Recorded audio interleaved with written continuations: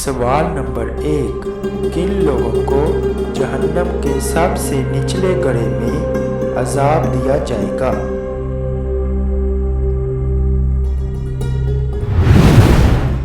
जवाब है मुनाफिक लोग। तर्जमा, बेशक मुनाफिक लोग दोज़ख के सबसे निचले दर्जे में होंगे और आप उनके लिए हरगिज़ कोई मददगार ना पाएंगे।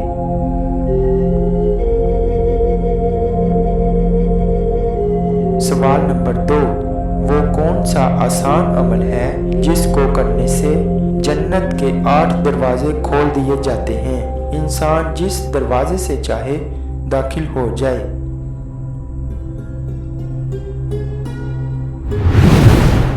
जवाब है वुज़ू करना और वुज़ू के बाद की दुआ पढ़ना। अशहदु अल्ला इलाहा इल्लल्लाहु वहदहु ला शरीका लहु व अशहदु अन्ना मुहम्मदन अब्दुहु व रसूलुहु।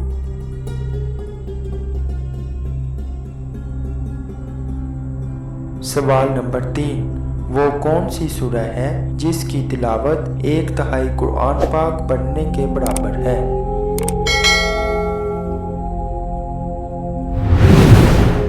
जवाब है सूरह इखलास।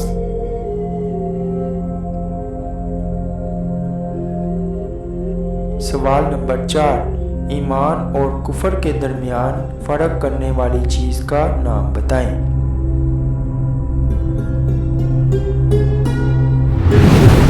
जवाब है नमाज का छोड़ना।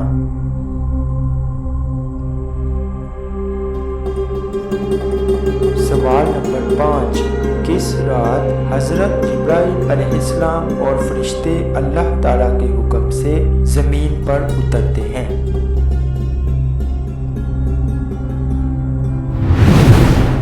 जवाब है शब कदर।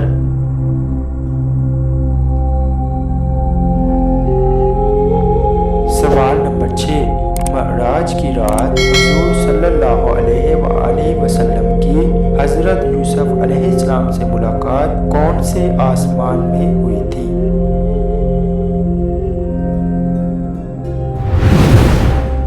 जवाब है तीसरे आसमान में।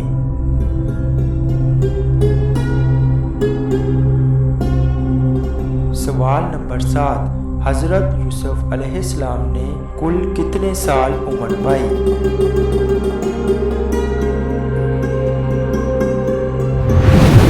जवाब है 110 साल।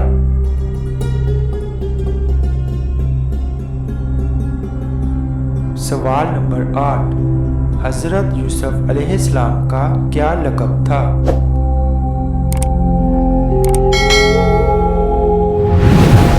जवाब है सिद्दीक।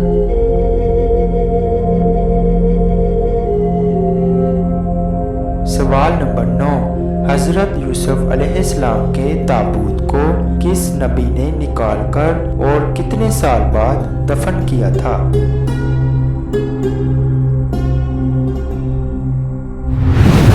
जवाब है हजरत मूसा अलैहिस्सलाम ने तकरीबन 400 साल के बाद।